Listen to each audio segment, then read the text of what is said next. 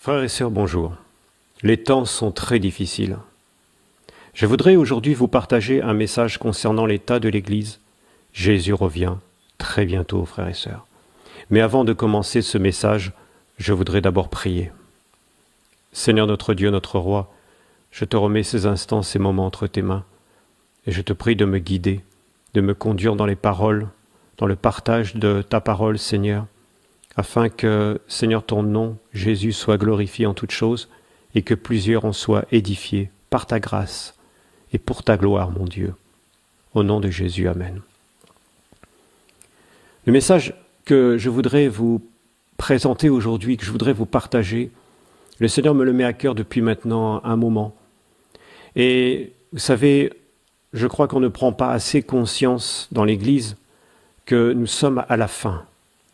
Nous sommes véritablement à la fin. Plusieurs le prêchent déjà. Ce n'est qu'un message parmi tant d'autres. Mais comme le disait l'apôtre Paul, je ne cesse de vous enseigner les mêmes choses. Pourquoi ? Parce qu'il faut rappeler ce message, il faut vraiment le marteler, il faut vraiment que chacun dans le corps de Christ puisse prendre conscience que Jésus revient, il est en train de revenir. Les temps sont difficiles. Le temps s'accélère et aujourd'hui, plus que jamais, le chemin est resserré et étroit et il y en a peu qui le trouvent. La porte est étroite. La porte est étroite. Pourtant, il y a un chemin qui est large et spacieux. C'est le chemin de la perdition. Et aujourd'hui, le constat que nous faisons de plus en plus, c'est que beaucoup de chrétiens se perdent et beaucoup de chrétiens abandonnent la foi. Beaucoup de chrétiens sont séduits. Et beaucoup, malheureusement, vont partir en enfer, ne partiront pas à l'enlèvement avec Jésus dans quelque temps. C'est maintenant que Jésus revient. Il y a très peu de temps, dans très peu de temps, frères et sœurs. Et vous savez, en méditant la parole de Dieu ces derniers jours, je suis tombé sur certains passages qui m'ont un petit peu alerté et qui représentent l'état de l'Église d'aujourd'hui. Et le premier des passages que nous allons méditer ensemble se trouve dans le livre de l'Exode, chapitre 32. Je vais lire quelques versets.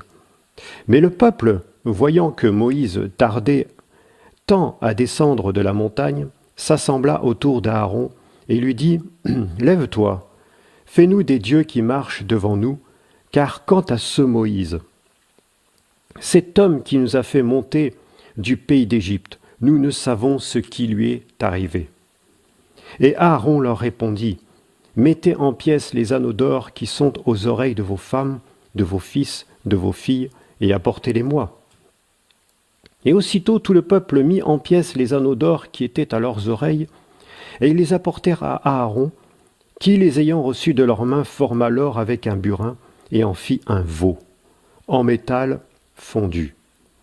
Et ils dirent, « Ce sont ici tes dieux, ô Israël, qui t'ont fait monter du pays d'Égypte. » Et lorsqu'Aaron vit cela, il bâtit un autel devant le veau et cria en disant, « Demain, il y aura une fête solennelle à Yahweh. » Ainsi ils se levèrent le lendemain, dès le matin, et ils offrirent des holocaustes. Ils présentèrent des offrandes de paix, et le peuple s'assit pour manger et pour boire, puis ils se levèrent pour jouer. Certaines versions aussi pour se divertir. Frères et sœurs, c'est un triste passage. Dieu va juger le peuple à cause de la construction de ce veau d'or. Dieu va juger très sévèrement ce peuple et à partir de ce moment-là, le peuple va être divisé en deux. Entre ceux qui servent le véritable Dieu, Yahweh, l'Éternel, le Dieu un et unique, et ceux qui servent, effectivement, ce Dieu fait de main d'homme, ce Dieu, ce veau, ce taureau, qui représentait, le Dieu Apis des Égyptiens. Au travers de ce passage, on peut se dire, mais qu'est-ce que ce passage a à voir avec l'Église d'aujourd'hui ? Je remarque de plus en plus que dans ces temps de la fin, il y a l'apostasie, l'abandon de la foi. Et quand on parle de l'abandon de la foi, c'est pas uniquement ne plus croire en Jésus, moins croire en Jésus. Ce n'est pas uniquement aussi voir sa foi baisser, sa foi diminuer. Non, ce n'est pas cela. Le mot foi, l'abandon de la foi, le mot foi ici peut revêtir différents aspects, différentes facettes.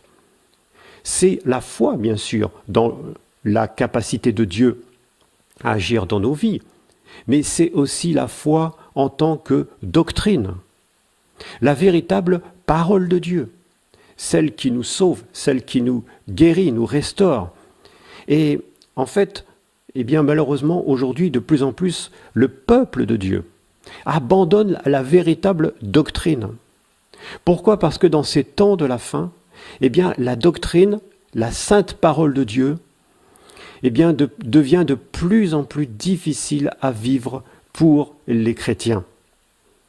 Parce que les chrétiens s'éloignent de plus en plus de la volonté de Dieu, de plus en plus de la sainteté, de plus en plus de tout ce qui plaît à Dieu. Or, sans la foi, il est impossible de lui être agréable. Et cette foi dont il est question, c'est bien sûr notre confiance dans le Seigneur, jour après jour. C'est notre appui sur la parole de Dieu, mais sur la véritable parole de Dieu, sur la saine doctrine. Et sans cette foi, sans cet amour de la parole, sans cette confiance dans le Seigneur, il lui est impossible de lui être agréable et il est impossible aussi d'être sauvé.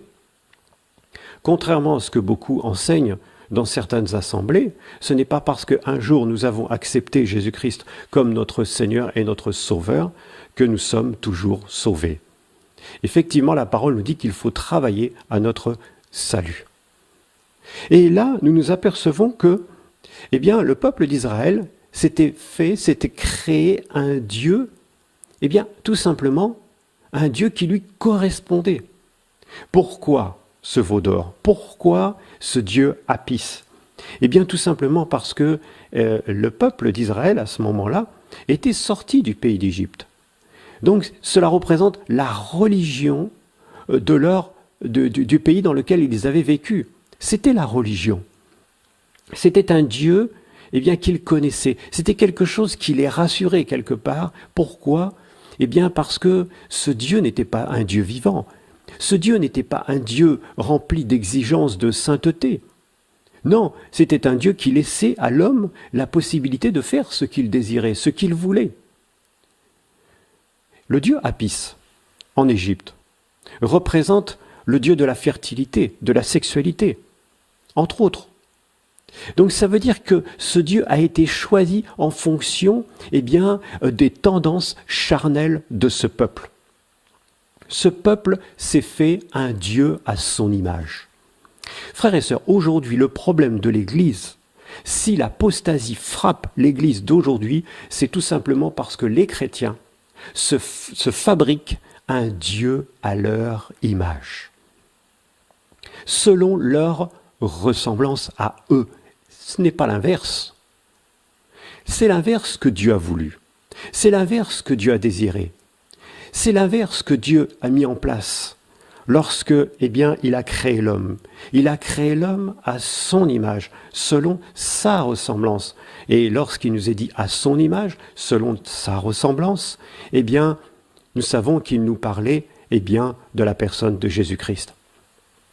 Or, ici, on s'aperçoit que, eh bien, ce peuple, eh bien, et tout simplement avait désobéi à la volonté de Dieu et s'était tourné vers Aaron en lui disant « Écoute, Aaron, ce Moïse-là qui est monté sur la montagne, nous ne savons ce qui lui est arrivé. Nous ne le voyons plus. » Et ce Moïse monté sur la montagne représente tout simplement notre Dieu Jésus qui, eh bien, s'en est allé nous préparer une demeure. Et il nous a promis son retour. Et pour beaucoup, son retour tarde. Et beaucoup disent « Oh, est-ce que Jésus reviendra de toute manière? C'est pas pour maintenant. J'ai le temps de faire ceci, j'ai le temps de faire cela. » Et donc, on commence petit à petit à s'impatienter. Et là, le peuple a fait pression sur Aaron. Regardez comment le peuple est capable de faire pression sur les serviteurs de Dieu. Regardez comment le peuple est capable de faire pression sur des responsables d'assemblée, sur des anciens, etc. Tout simplement pour que, eh bien, ils puissent adorer, qu'ils puissent élever et qu'ils puissent se tourner vers le Dieu qui correspond à leur propre volonté. Frères et sœurs, c'est ce qui se passe aujourd'hui dans les assemblées. Le peuple fait pression.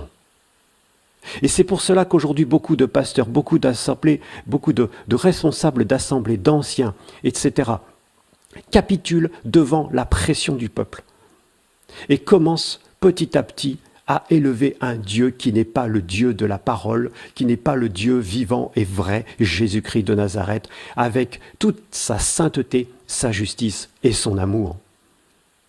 Il y a une lâcheté de la part de beaucoup de serviteurs de Dieu, tout simplement parce que le peuple fait pression. Dès qu'on commence à prêcher la sainteté, dès qu'on commence à prêcher la vérité, la justice, le peuple commence à se détourner, le peuple commence à murmurer, le peuple commence à menacer.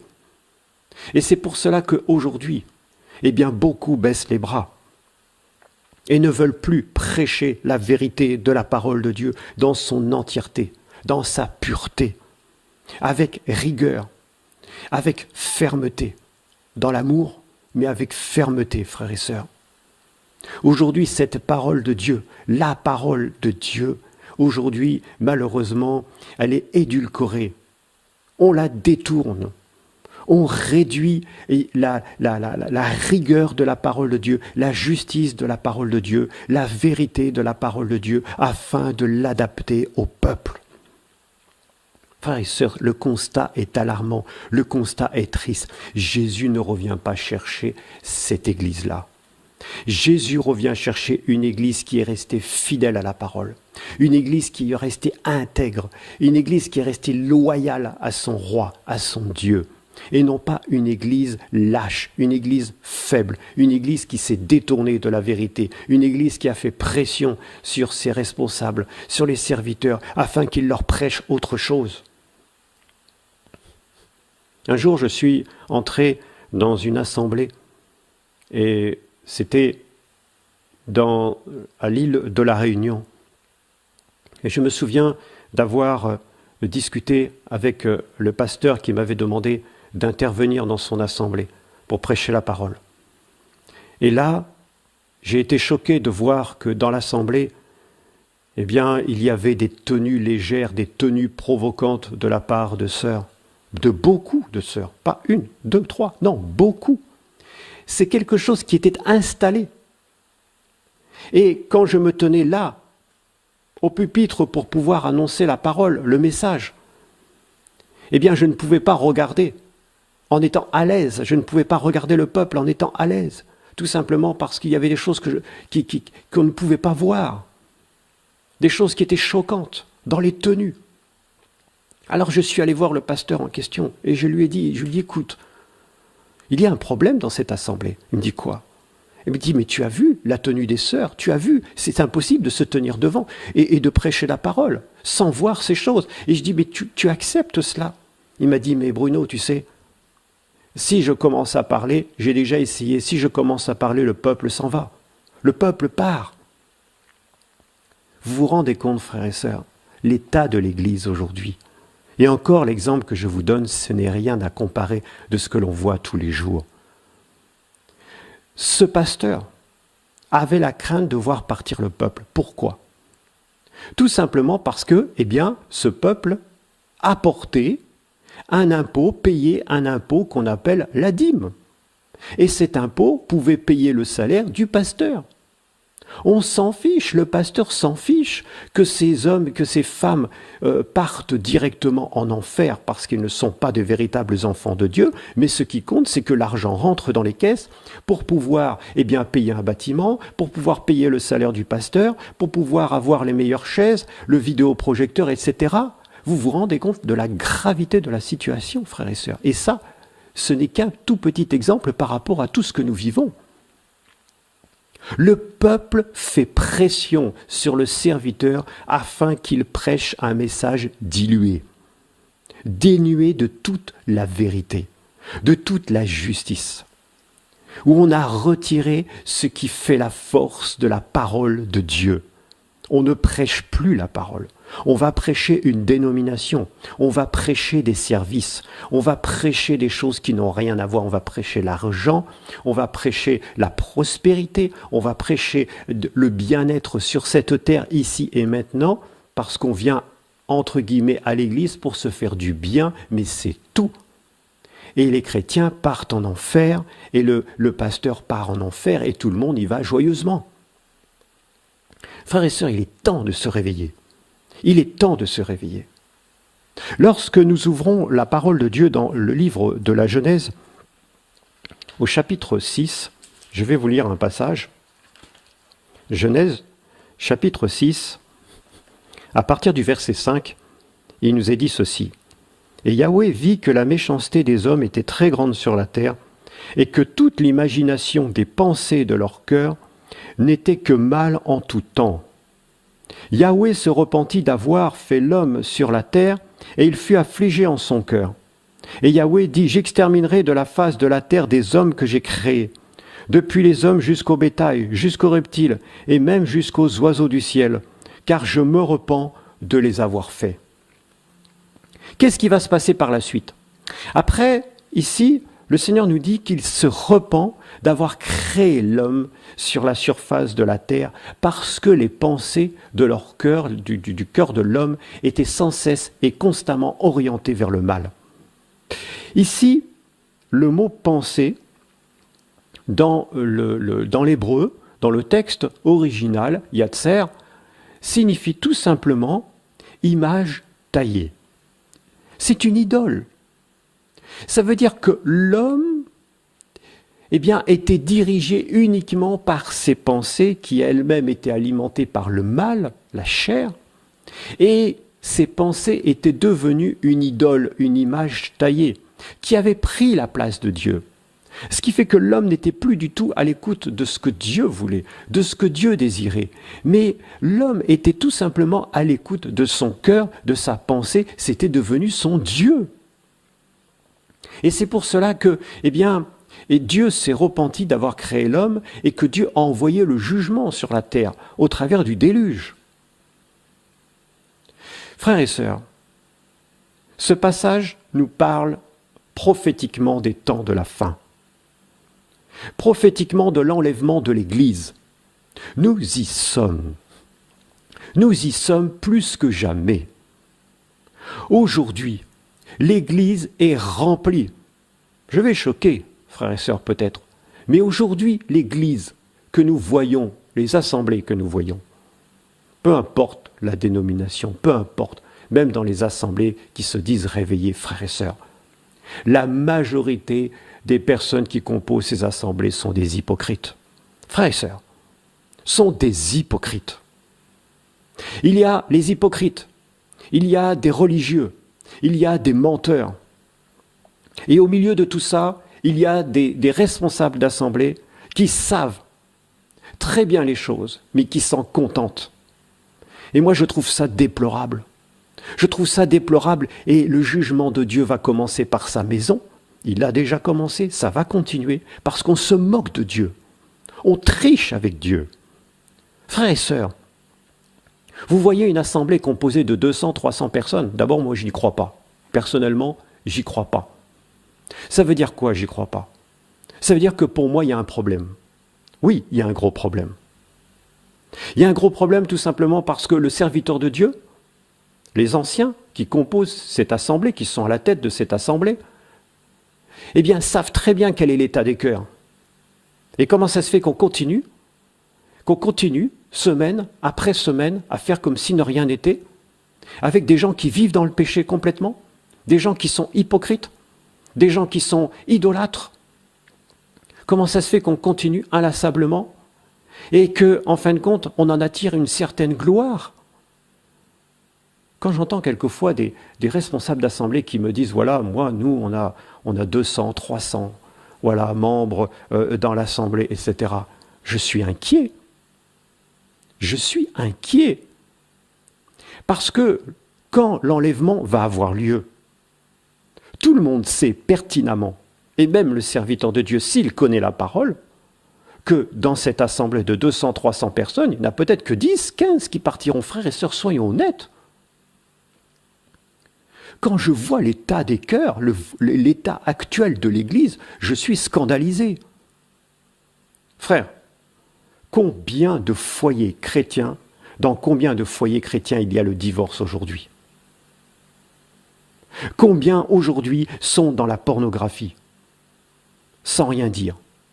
Combien aujourd'hui sont dans le mensonge? Combien aujourd'hui sont dans l'adultère? On convoite ce que les autres, la femme, une autre femme, on convoite un autre homme. Combien aujourd'hui dans les assemblées sont comme ça? On triche, on ment. On vient le dimanche, parce que c'est important de venir le dimanche. On vient le dimanche, mais il y a le mensonge dans le cœur. Il y a l'hypocrisie. Beaucoup sont attachés à l'argent. Beaucoup sont attachés à du business, etc. Je vous dis, frère, la situation est grave. Beaucoup d'hypocrisie, beaucoup d'hypocrites et de religieux dans les assemblées. Beaucoup. Mon frère, ma sœur, qu'est-ce que tu viens chercher dans l'assemblée où tu es? Là est ma question. Qu'est-ce que tu viens chercher dans cette assemblée? Est-ce que tu viens réellement chercher Jésus-Christ de Nazareth? Ou est-ce que tu viens chercher tout simplement peut-être un mari, une femme? Ou peut-être simplement pour apaiser ta conscience en te disant il faut aller, entre guillemets, à l'église dimanche? Qu'est-ce que tu viens chercher réellement? Vous savez, hier, avec les frères et les sœurs, je faisais un schéma sur le tableau, un schéma avec un point de départ qui s'est situé sur le bas, qui était le départ de notre conversion. Et tout en haut, il y avait un autre point qui était là, c'était notre destinée finale, le ciel. Entre les deux, il y a normalement une ligne montante et directe. Cette ligne s'appelle la sanctification. Si cette sanctification n'est pas vécue jusqu'au bout, ce n'est pas la peine de compter, de partir avec le Seigneur. Ce n'est pas la peine. Hébreux 12, 14 nous dit que sans la sanctification, nul ne verra le Seigneur. Au départ, il y a des choses que nous ne connaissons pas quand nous nous convertissons. Mais très rapidement, le Saint-Esprit nous convainc de péché, de justice et de jugement.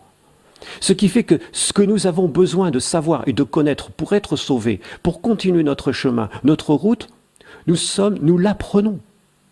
Jour après jour avec le Seigneur. C'est de notre responsabilité, mon frère, ma soeur. C'est ta responsabilité d'être connecté avec le Seigneur, de savoir ce qu'il attend de toi, de savoir ce qu'il veut pour ta vie, de savoir ce qu'il y a en toi à corriger, à rectifier.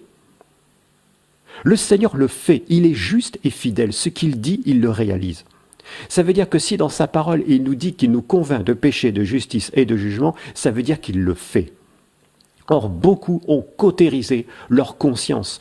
Ils ont brûlé leur conscience. Ce qui veut dire que leur conscience, qui était reprise par rapport au péché, petit à petit, ils ont fait taire cette conscience que l'Esprit de Dieu réveillait.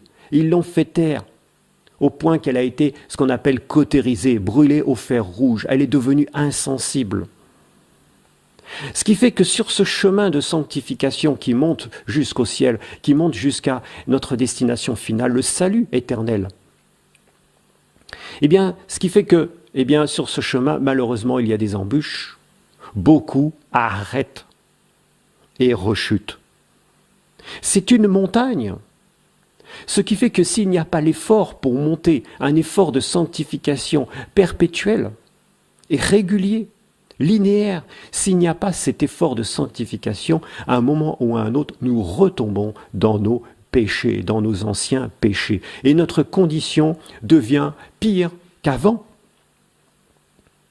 Et je disais aux frères et sœurs, il y en a beaucoup qui sont partis là, sur ce point-là, qui ont commencé et qui ont arrêté. Pourquoi ?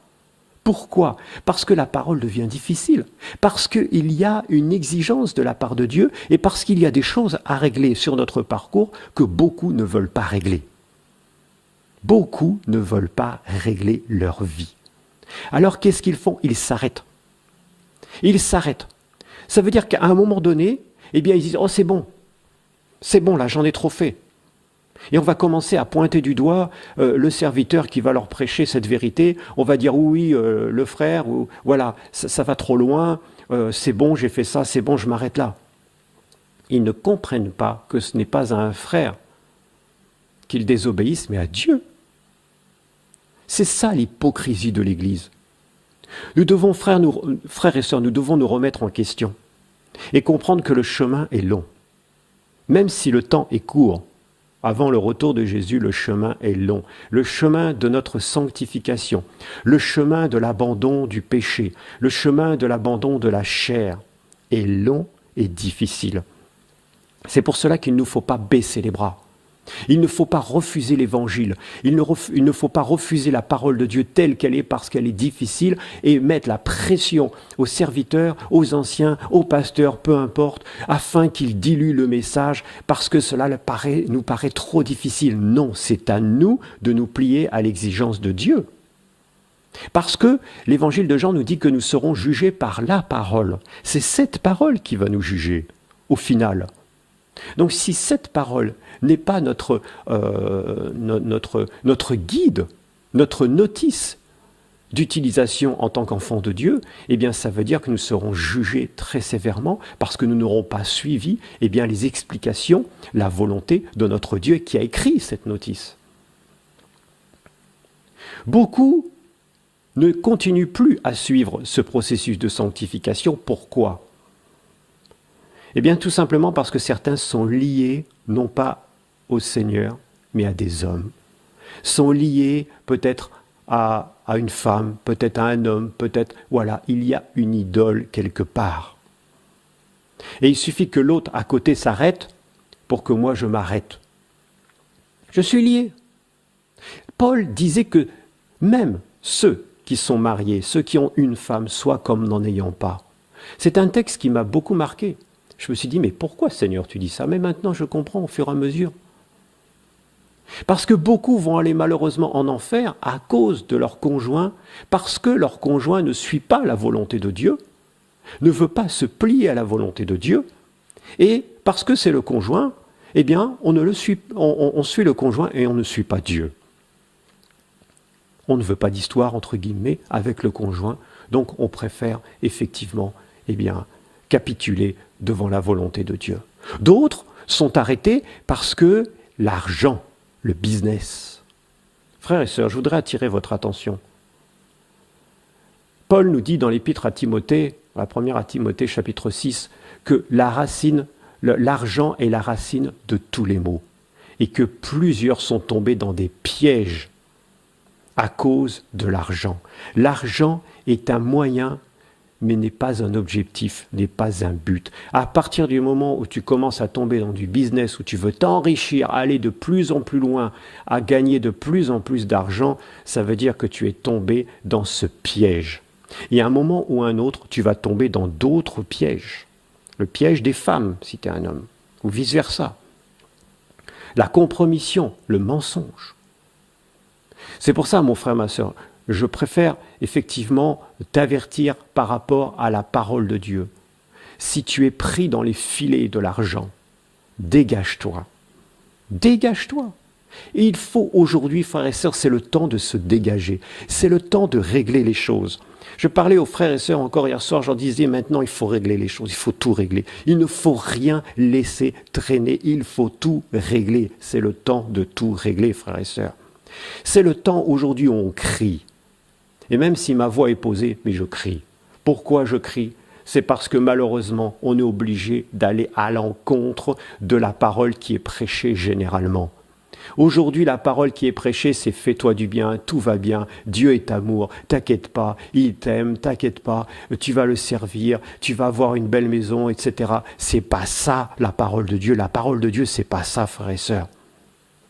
La parole de Dieu nous invite à la sanctification, nous invite à la consécration, nous invite à l'adoration, nous invite à la vérité, à la justice, à la sainteté. Dieu est saint. Dieu est saint. Et nous sommes saints par vocation. Nous sommes saints parce que nous sommes le temple du Saint-Esprit.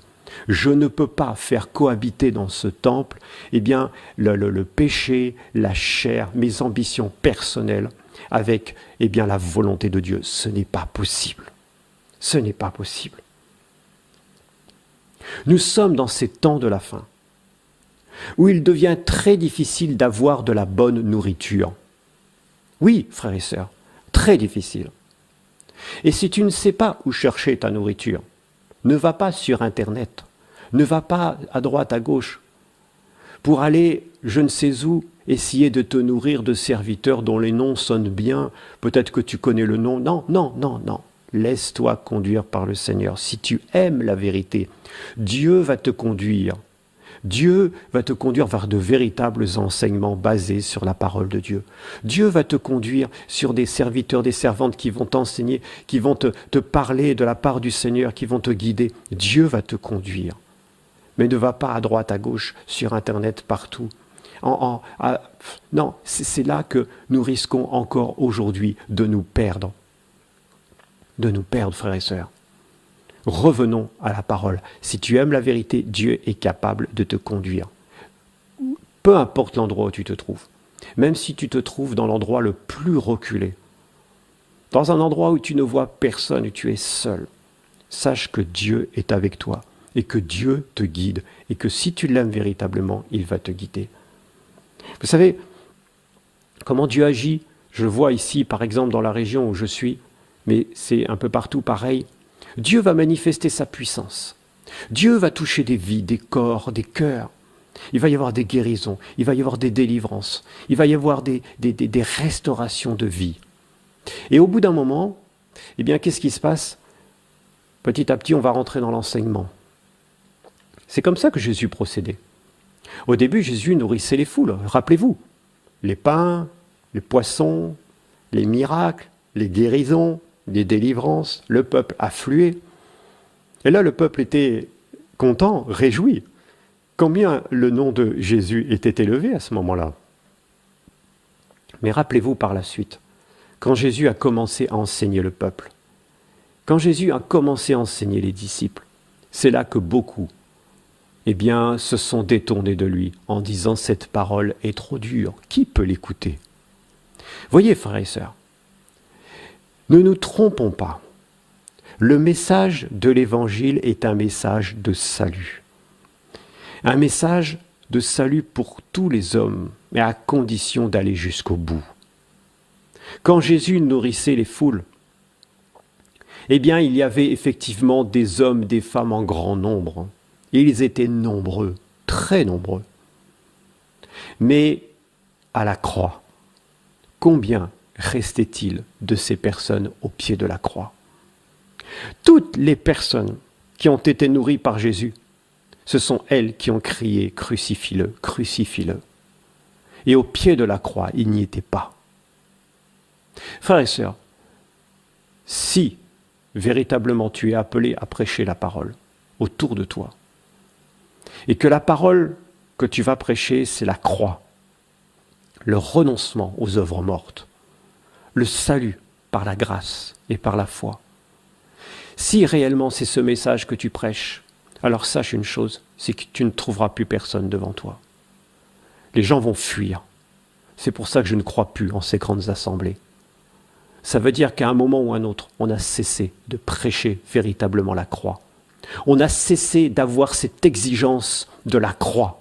On a cessé d'avoir l'exigence de s'entourer, de prier, de collaborer avec des personnes qui aiment véritablement Jésus au point de se sanctifier. Moi, je n'accepte plus, frères et sœurs, de collaborer avec quelqu'un qui vit dans le péché. Si je vois autour de moi des personnes qui sont là, qui sont hypocrites, on va discuter, on va parler, le Seigneur va dévoiler les cœurs. Et moi, je n'accepte plus de collaborer avec des personnes qui vivent comme ça, hypocritement avec le Seigneur. Je ne peux pas m'asseoir, je ne peux pas prier pendant des soirées entières, des nuits entières avec des personnes qui vivent dans le péché, c'est pas possible. Je ne sais pas comment vous faites vous, mais moi, pour moi, ce n'est pas possible. Et ça, maintenant, c'est fini. Nous sommes dans ces temps où il faut choisir son partenaire de voyage. Nous sommes dans un voyage jusqu'au ciel. Si tu ne choisis pas ton partenaire de voyage en fonction de qui il est véritablement, eh bien tu vas échouer sur ton chemin. Tu vas commencer à collaborer avec des gens qui sont dans le péché. Ils vont te mettre la pression pour que tu prêches autre chose. Frères et sœurs, combien de fois j'ai dû me dégager de situations parce que les personnes autour essayent de te mettre la main dessus. D'une manière très subtile. On essaye de te faire participer au péché. On va apporter des choses. On va donner des choses. Non, frère, arrêtons. Beaucoup veulent vous acheter. Beaucoup veulent vous commencer à vous envelopper. Vous savez, il y a quelque temps de cela, j'avais eu cette impression, le Seigneur m'avait montré, c'était comme une pieuvre qui essayait de m'envelopper dans une situation où les gens étaient dans le péché, mais vous savez, par l'hypocrisie. Par l'hypocrisie, on essaye de vous envelopper dans des situations comme ça, on essaye de vous attirer, de vous maintenir, de vous ficeler. Et en plus même avec vos propres paroles. Et là, à ce moment-là, il faut se dégager, frère, il faut se dégager. Le salut est individuel, les temps deviennent difficiles. On ne peut pas rester dans ce genre de situation, il faut se dégager. Si tu vois qu'autour de toi, il y a des personnes qui vivent dans le péché, comment tu peux rester à prier avec? Comment tu peux? Est-ce que Jésus l'a fait? Jésus s'est dégagé à chaque fois. Est-ce que les disciples l'ont fait? Les mauvaises compagnies corrompent les bonnes mœurs. Un peu de levain fait lever toute la pâte. Si quelqu'un se dit frère et vit dans le péché, il faut se séparer, nous dit l'apôtre Paul. Il faut prévenir la personne. Si la personne continue, il faut se séparer. Comment? Je n'y crois plus à ces grandes assemblées où on est là et tout le monde chante. La dernière fois, je suis allé dans une de ces grandes assemblées, le Seigneur était tellement triste, le Seigneur m'a montré qu'il y avait le péché partout. Et là, on a fait un appel, parce que l'onction du Seigneur accompagnait ce message. On a fait un appel et les personnes qui étaient dans le péché se sont approchées, 30, 40 personnes. Et encore, ce n'était pas suffisant, parce que beaucoup sont restés à leur place, par orgueil, et n'ont pas voulu se dévoiler, par la dureté, à cause de la dureté du cœur. Et pourtant, tout le monde était là à chanter « Alléluia, gloire à Dieu », on lève les mains, on danse dans tous les sens. Moi, c'est fini tout ça, frères et sœurs, c'est fini. C'est fini. Le temps est court. Je ne tiens pas à me perdre. Je ne tiens pas à me perdre. Moi et ma famille, nous servirons l'Éternel. Moi et ma famille, nous servirons l'Éternel. Josué l'avait dit et Josué l'a fait. Quand Noé, le prédicateur de justice, a prêché la parole de Dieu pendant plusieurs centaines d'années, eh bien, personne n'a voulu l'écouter. Il ne s'est pas compromis avec les autres. Il y en a peut-être qui disaient « Ah, mais tu as raison, c'est vrai ce que tu dis, c'est vrai. » Et puis, on a essayé peut-être de le compromettre, peut-être, mais non, lui n'a pas accepté cette compromission. Il ne l'a pas accepté, frère. Et lui seul et sa famille ont été sauvés. Je vous dis, les temps sont durs. Paul a prêché la parole avec fermeté, avec rigueur. Il n'arrêtait pas de répéter les mêmes choses. Aux Corinthiens, il n'a rien laissé. Il leur a dit la vérité. Parce que c'était un peuple, les Corinthiens étaient un peuple qui avait les dons, mais qui était corrompu, qui aimait la chair, qui aimait le péché. Il fallait remettre de l'ordre. Paul n'a pas cessé de leur dire. Paul s'est entouré, Paul a été un grand apôtre. Effectivement, il a mis en place pas mal d'assemblées, nous le savons. Mais à la fin de ses jours, quelles ont été ses paroles? Tous m'ont abandonné pour le siècle présent. Tous m'ont abandonné. Aujourd'hui, nous sommes dans ce temps, Jésus le dit, tous m'ont abandonné. Et moi, je vais me gargariser, je vais être fier d'avoir une assemblée dans laquelle, de dire voilà, moi j'ai une assemblée de tant de personnes, dans laquelle je sais qu'il y a des hypocrites, il y a des sorciers, il y a des menteurs, il y a des voleurs, il y a des adultères, il y a des divorcés 50 fois. Frères et sœurs, je pleure plutôt, je serais plutôt tenté, oui, de pleurer, que de dire voilà, moi je suis fier d'avoir ça. Parce que de toute façon, ça ne nous appartient pas. Frères et sœurs, il faut vraiment qu'on se réveille. C'est la fin. C'est la fin. Si tu aimes la vérité, si tu aimes la vérité, le livre de l'Apocalypse nous dit que celui qui se sanctifie encore. Sanctifie-toi, mon frère. Jésus n'aime pas les tièdes. Il les vomit de sa bouche. Aujourd'hui, nous sommes en plein dans l'église de Laodicée. Nous sommes en plein dans ces églises de compromis, dans ces églises de tiédeur. C'est la légèreté, c'est la vulgarité. Vous avez vu les tenues qu'il y a dans les assemblées, frères et sœurs. Et vous pouvez prier, vous pouvez vous asseoir pour prier, pour partager des projets. Frères et sœurs, il faut prêcher la parole. Et les chrétiens restent comme ça. En plus, il y a de l'hypocrisie. Non, je crois que Nous sommes arrivés à un point où on ne peut plus accepter cela. On devient, le terme n'est peut-être pas très approprié, mais on devient peut-être un petit peu sauvage. Pourquoi ? Parce qu'on ne veut plus accepter la compromission. On ne veut plus accepter la compromission. L'Église est dans un tel état, mais dans un tel état. Il n'y a pas longtemps encore, je suis allé rencontrer des chrétiens de différentes dénominations, des pentecôtistes, baptistes, etc. Peu importe les dénominations. Et vous savez, je me suis rendu compte que pratiquement tous sont dans des situations qui sont loin de glorifier le Seigneur. Des personnes qui se disent chrétiennes. Et je crois que ce qui me marque le plus aujourd'hui, c'est les situations de couple. C'est une catastrophe. Une catastrophe. Et quand je discute avec ces chrétiens, quand je leur dis « mais il faut régler », il faut pardonner, il faut régler. Il faut même quelquefois revenir en arrière pour aller voir les personnes que nous avons blessées.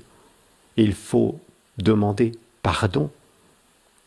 Il faut restaurer la relation.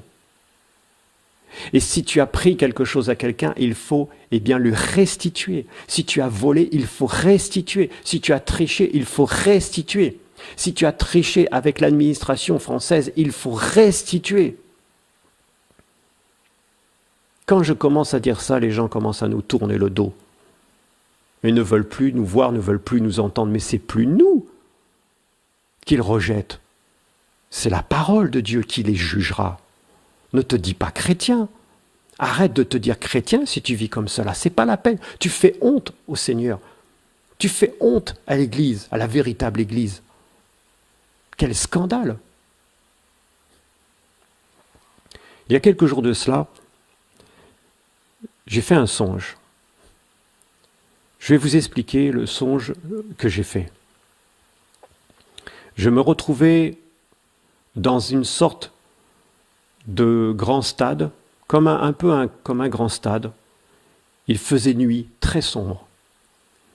Et la seule chose que je voyais devant moi, c'était des écrans géants qui faisaient le tour, tout autour, 360 degrés, d'écrans géants. Ce qui fait que je ne voyais pas autre chose que ces écrans. Je n'étais pas tout seul, il y avait un grand nombre de personnes assis sur ces gradins où j'étais. Un grand nombre de personnes, et tous avaient les yeux rivés sur ces écrans. Et puis, au bout d'un moment, j'ai entendu un chant d'adoration qui est monté.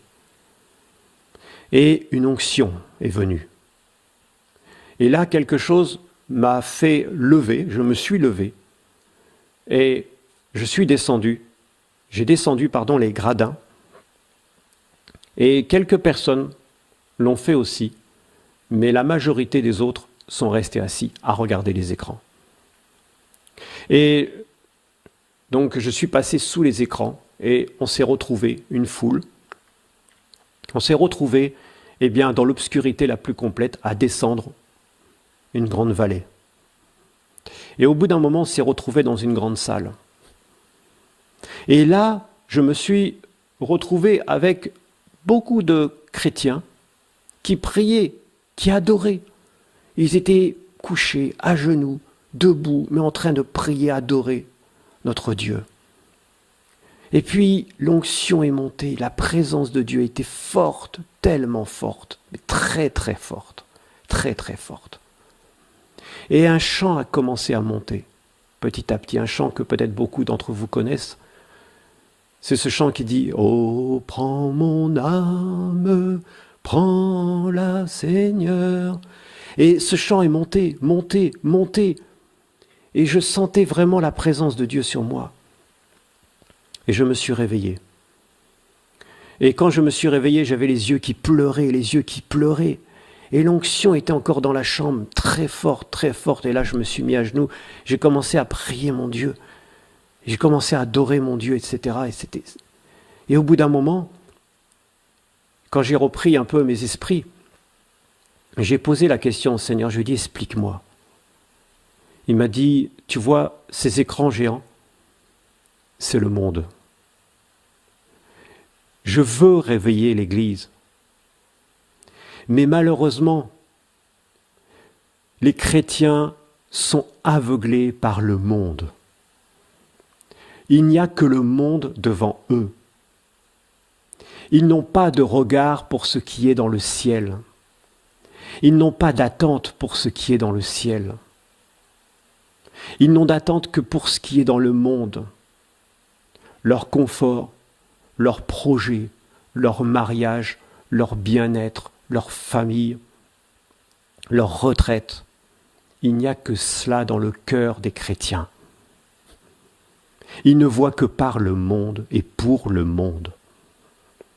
Ils n'ont aucune vision, aucune.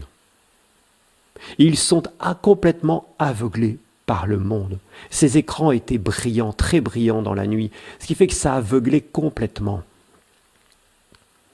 Il m'a dit c'était la nuit parce que quand je reviens, il est minuit. Et je lui ai demandé, mais qui étaient ces personnes dans cette grande salle et qu'est-ce que c'était que cette grande salle? Il m'a dit, cette grande salle, c'est l'Église véritable, elle est invisible. C'est pour cela que, eh bien, toutes ces personnes qui se disent chrétiennes, qui étaient assis dans les gradins, étaient incapables de voir cette Église. Ils étaient incapables.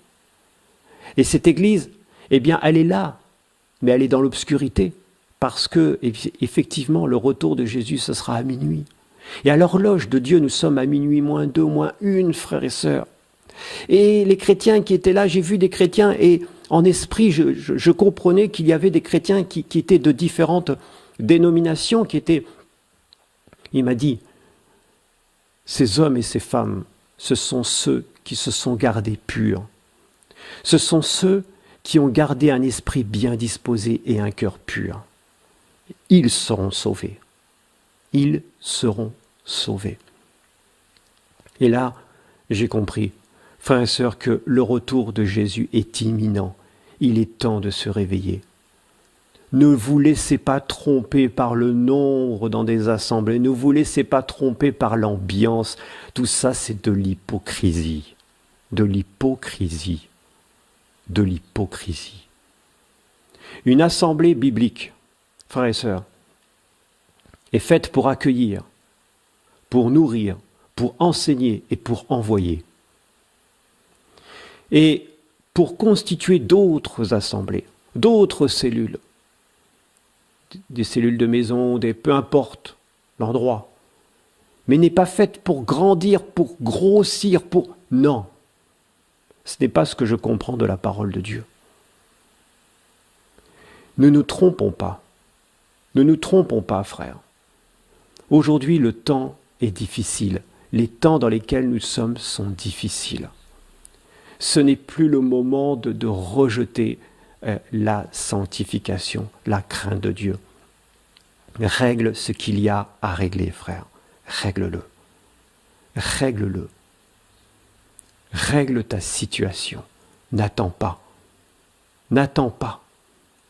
Si tu sais que tu as blessé quelqu'un, même dans le passé, si tu as la possibilité de voir cette personne, de restaurer cette relation avec cette personne, de lui demander pardon, fais-le.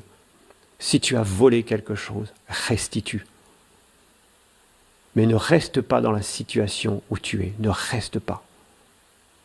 Le Seigneur va te guider. Jour après jour, il va te guider. Si tu es fidèle, il sera fidèle avec toi.